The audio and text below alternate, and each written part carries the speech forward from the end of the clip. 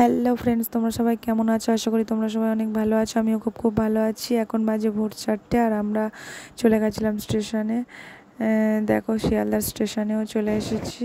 এখান থেকে ধরবো তারাপীঠের ট্রেন, কিন্তু ট্রেনেও উঠে গেছি। এখন ওকে জিজ্ঞাসা করছিলাম তুমি কোথায় যাচ্ছ। দেখো, বাইরের দৃশ্যটা খুব ভালো লাগছিলো। আমার উইন্ডো সিট করেছিল, এতে আমি খুব খুশি ছিলাম। এত ভালো লাগছিল, দেখে দেখে যাচ্ছিলাম আমি। বাইরের দৃশ্যটা ভীষণ ভীষণ সুন্দর। স্টেশনে এসে মাম্পা প্রায় 3 ঘন্টা গাড়িতে ঘুমিয়েছিল।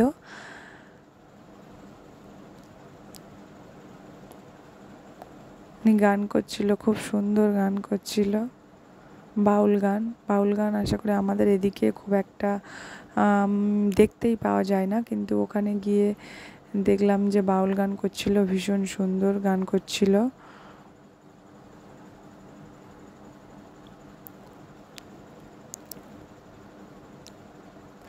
কোথাও ঘুরতে গেলে উইন্ডো সিট পড়লে ভীষণই ভালো লাগে, কারণ বাইরের দৃশ্যটা দেখে দেখে যাওয়া যায়। সবসময় তো আর বাইরে যেতে পারি না কোথাও, যখনই গেলাম তখন বাইরে দেখে দেখে যেতে পারি। তাই জন্য আমি সবসময় জানালার ধারে বসার জন্যই ঝগড়া করি।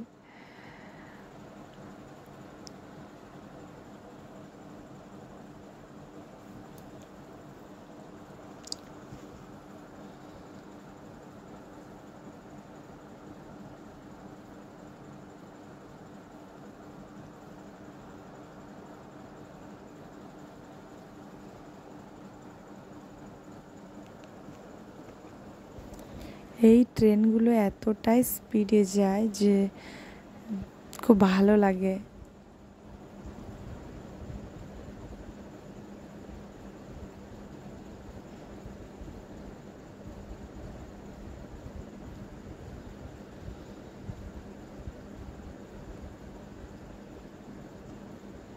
মাম্পা এখনো ঘুমিয়ে আছে, ওঠেনি।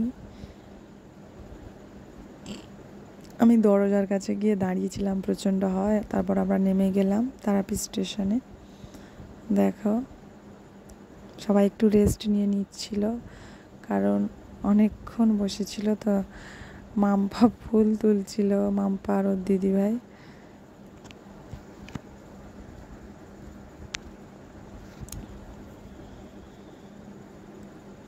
তারপর আমরা তারাপীঠ স্টেশন থেকে গাড়ি ধরার জন্য যাচ্ছিলাম।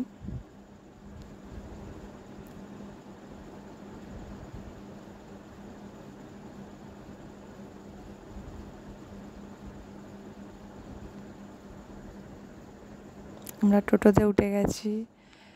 টোটোতে প্রায় 1 ঘন্টা মতো লেগেছে। আমার তো মনে হলো 1 ঘন্টা, 1 ঘন্টার বেশি, বই কম না। আমরা রুমেও পৌঁছে গেছি। ওকে পাম্পাকে বলছিলাম, বলো টাটা বাই বাই। আবার পরে ভিডিওতে দেখা হচ্ছে। ওকে বন্ধুরা, টাটা বাই বাই।